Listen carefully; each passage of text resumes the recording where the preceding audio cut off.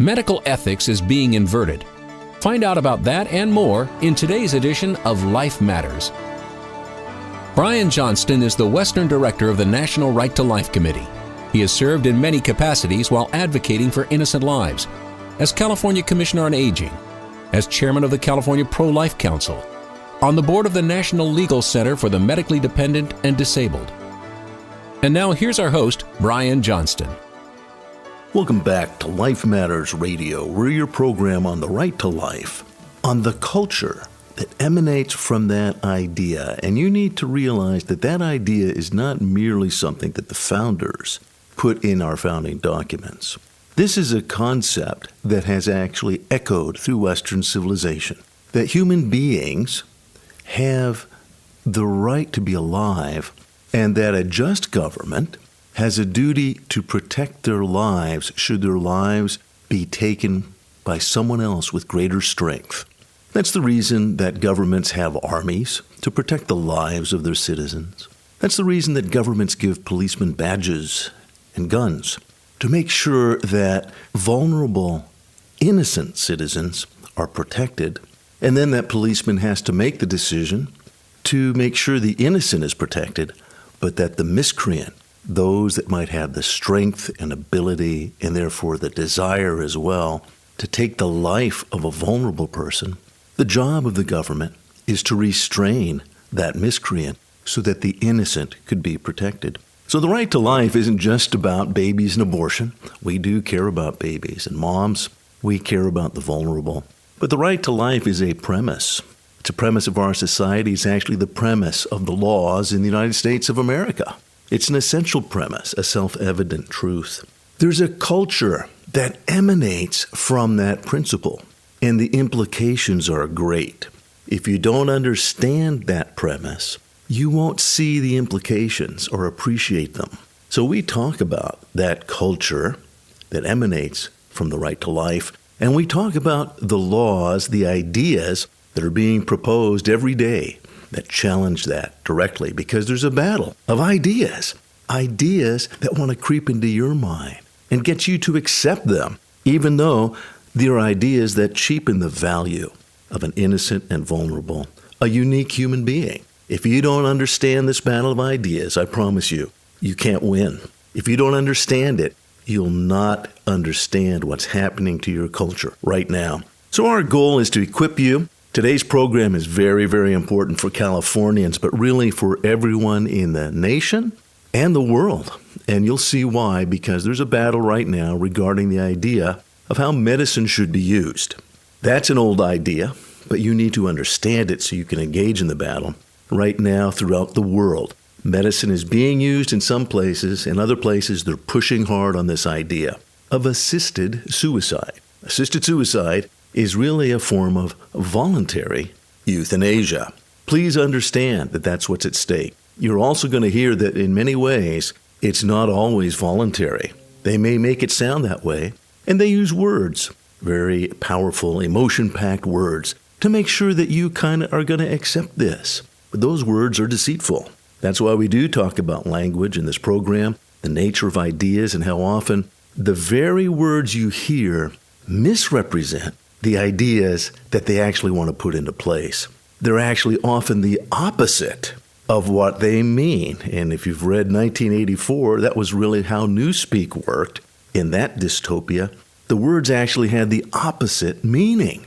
Go ahead and read that sometime. Orwell wrote a subsequent epilogue describing how Newspeak really worked and why it captured people's minds.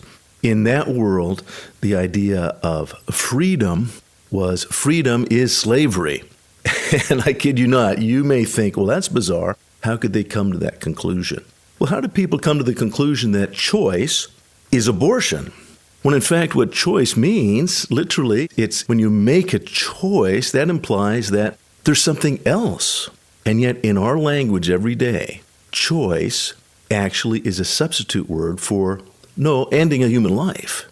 It's a code word. It's a word that people, they hear it so much they simplistically accept. You're going to learn more of those words and more of that language as we talk today about assisted suicide. We make a point when there is an important issue and it's timely, we want to address it. but we want to address it in a way that isn't just about that bill number or about that very moment in history. We want you to participate in those things. But if things change and there's the same idea is put into a different bill, we want you equipped to recognize why this other bill is also bad. So we spend time digging into the issues to make sure you have understanding in all your action and busyness every day. Make sure you get understanding. Make sure you get knowledge of the important issues that are at hand. There's an important bill right now in California, Assembly Bill 282.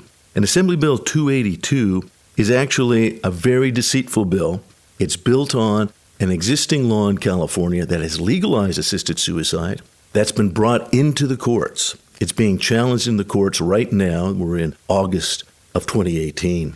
We're going to talk to one of the attorneys that helped to challenge that bill. We successfully challenged it. But then, in the appeals court, they said, no, we're going to stay that challenge, and it'll stay in effect. You can still ask a doctor to kill you in California until the Supreme Court decides. So it's now legal in California. This new bill goes much further.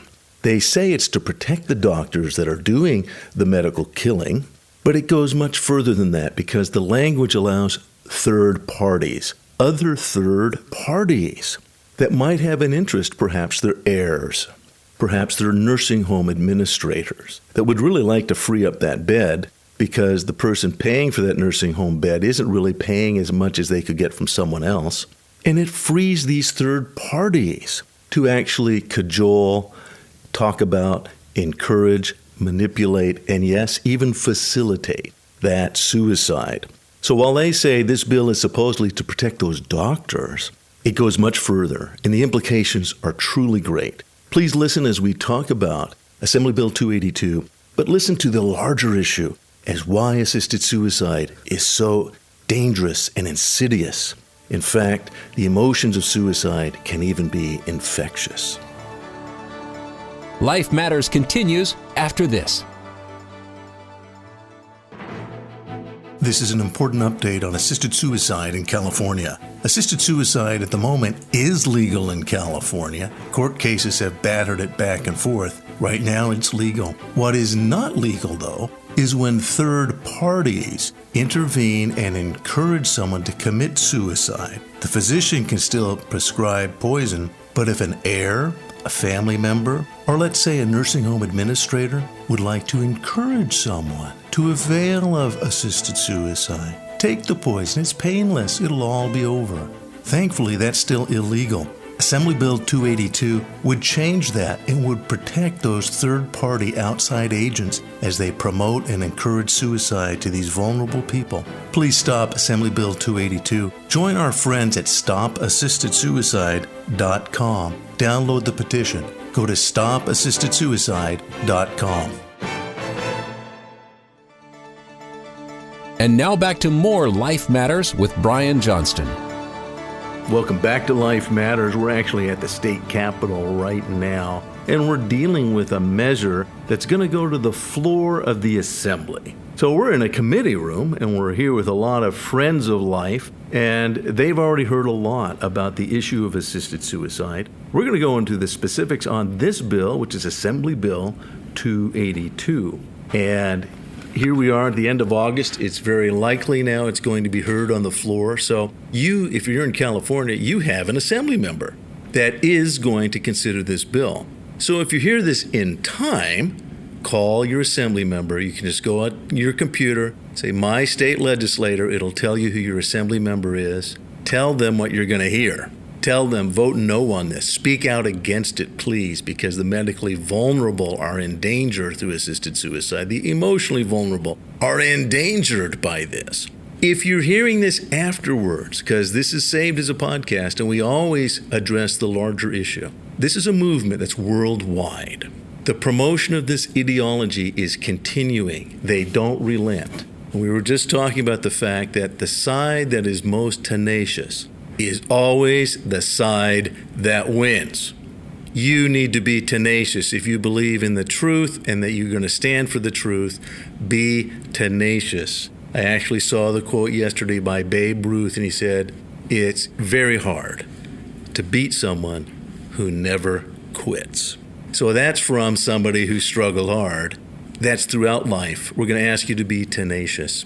So I'm again with Alexandra Snyder, and listeners know that Alexandra has been a tremendous ally and an advocate for life. Advocate particularly on this issue. We're so pleased that Life Legal Defense stood up and challenged this in court. That's what lawyers need to do. Challenge policy that's bad, because policy affects not one or two people or what you might do and your right to free speech here or there. Policy affects the entire state and every human being in the state. And if you realize that and the importance of policy, you're going to be very, very effective. Alexandra, thanks for coming. Thank you so much for having me, Brian. I really appreciate it. And thank you for your support in the lawsuit as well. That's been tremendous. Thank you. So, Alexandra, tell us now about 282 and some of the dangers that you see. So for people who don't know what AB 282 is, it would basically allow somebody to aid, advise, and encourage suicide as long as the person who is considering suicide falls under the definition of terminal illness in California's assisted suicide law. And the problem with that definition is it's so broad. It encompasses thousands, if not millions, of people in California. So the definition says that a terminal illness is one in which death is expected within 6 months without treatment. Okay, and those are the key words, because really almost anybody who's an insulin-dependent diabetic, for example, anybody who's dependent even on blood pressure medication, things like that, has heart disease, even somebody who has a serious infection and needs antibiotics, those people would likely die within 6 months and could be considered terminal under that definition. And now, all of a sudden, those people not only are stripped of critical protections under California's assisted suicide law, but this new law would basically open the door for people to actively encourage them, prod them, aid in their suicide. It's horrendous. And I just want folks to know that it may sound extraordinary what you're hearing if this is the first time you heard that. But the reality is that this definition is not something that we're merely interpreting. This is not merely something that, this could be stretched. The nation of Sweden was considering this very measure. And one of the researchers, actually a staff researcher for that legislature, contacted the Oregon Health Department, which oversees what's being done in Oregon. Here in California, we copied the Oregon law exactly. And in Oregon, that researcher asked specific questions, and specifically about how the term terminal is defined. You're within 6 months if you do not receive medical treatment. This person, wait a second, you don't receive, so are you saying if I'm a diabetic and I don't take my insulin? Yes, that's right. You will die, by the way. If you know any diabetics that don't take their insulin, they may not even make it 6 months. But that's the definition now under the law, and that's being done in Oregon by the admission of the Oregon Health Department. When that was revealed in Sweden, you know what they said? No way. So this individual, because they dug into the real facts, was able to save a nation of dependent people. This is so critical. You understand the deceit that's being used, the language, the emotional language that's being used. That's just one aspect of 282. Another thing about 282, I have to get my jollies. We've talked about it. It's very clear. It says if you encourage suicide or aid or abet in California, that's a felony, and that's going to remain the law. We're good old law keepers. That's what it says in 282. So if someone's on the edge of a building and you say, come on, I dare you, jump, you've created a felony in the state of California, you're going to be arrested, because that's an emotionally vulnerable person that's about to take a human life, and you're encouraging that act. That's a crime. And they admit that. Yeah, that's a crime. That's going to stay a crime, except in the case of EOLA. EOLA stands for End of Life Options Act. And literally, they spell out, you shouldn't encourage someone to commit suicide, and that's going to continue, except now that we've legalized EOLA, it's not a crime if it's for that. And therefore, under this law, literally, it's not just the physicians and the medical professional. We saw a powerful movie. I've talked about it before. But that's being done by medical professionals in Canada. They're encouraging people, telling them how sick they are. They don't realize how sick they are. The job of the medical professional is to tell them how difficult it's going to be these next few years. That's going on. But this protects other third parties. This protects you if you decide to call your grandma tomorrow and say, Grandma, I love you so much. How you feeling? I know you're not been well. You had said you'd help me go to college and I can't afford it. And I know it's costing a lot, but look, you just keep going. But if you do decide, have you heard about End of Life Options Act? Do you know how painless it is? Do you know that Sally's mom used it? It'd be legal for you to call your grandma and say, Grandma, would you please be dead? You can. It'll be easier on everybody. Come on, Grandma. That would be legalized if AB 282 passes. Your entire culture now. It isn't just you and vulnerable individuals or unthinking individuals that'll promote it.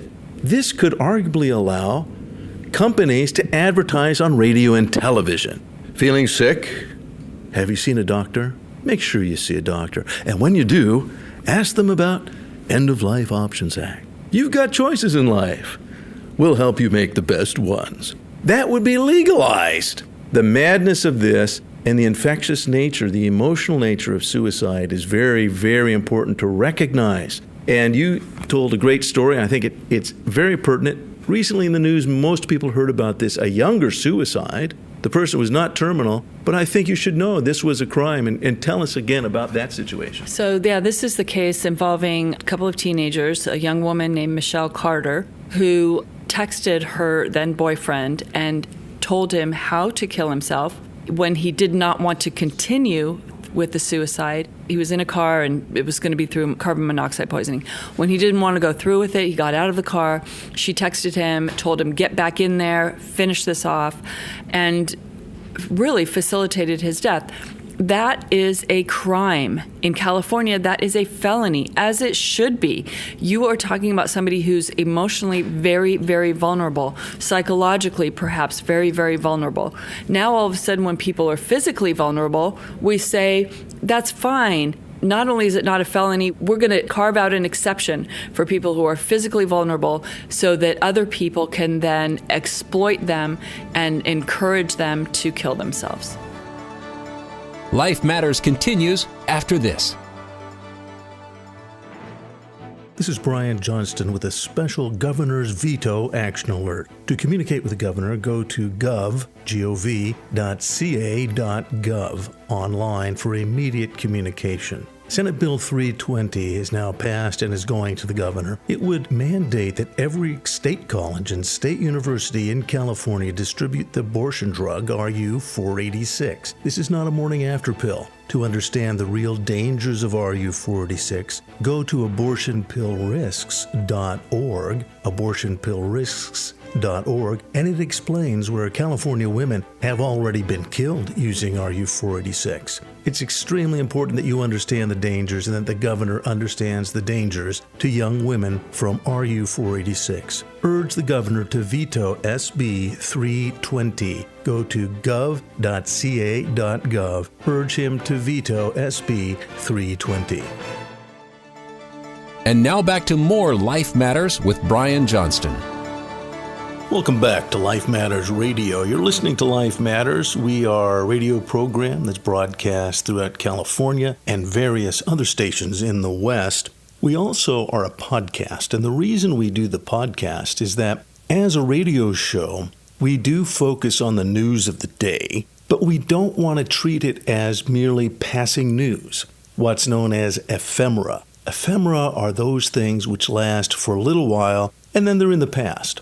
We actually recognize there are important issues at the heart of these stories. We want to equip you to deal with these deeper issues so that when they come up later, maybe the bill that we're talking about today we're talking about in California, an Assembly Bill 282, which expands assisted suicide dramatically. It allows third parties to encourage, facilitate, promote, cajole, if you will, someone who's ill or could be considered eligible for the End of Life Options Act. And as you've heard, if you've been listening, that can be a lot of people. It allows them to go out and encourage them to commit suicide. This is a dramatic increase in the legalization of assisted suicide because it makes a cultural norm. It makes it routine and an expectation on those who are seriously ill.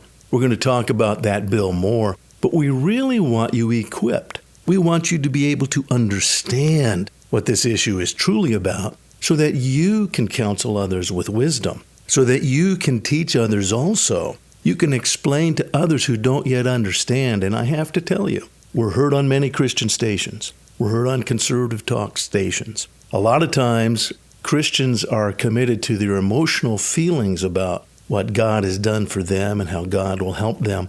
But they tend to slip into the emotions rather than the deeper understanding. We want to help there. On conservative stations, I often come across, and they're friends of mine, libertarian-leaning individuals who believe, well, if somebody wants to do something and it's not going to hurt anyone else, we should by all means just let that happen. That's a good thing. That's a serious, serious mistake. If you haven't understood that in the earlier part of our program, we hope that you will now. And so, again, with Life Matters, we make this program specifically as a deep dive into particular issues. We want to make sure that you get it. And the reason we want you to get it is so that you can tell and explain to others also, so that you're an effective communicator. You're an effective, as they say today, cultural warrior. That's become a term, if you haven't heard it. Social justice warriors are literally moving throughout California as we speak, and they have an agenda.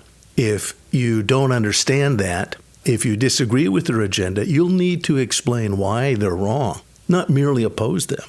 You have to be able to give an explanation. And to be honest, you have the facts on your side, particularly when it comes to legalizing suicide, in particular assisted suicide, because assisted means there's a third party involved. This isn't merely suicide.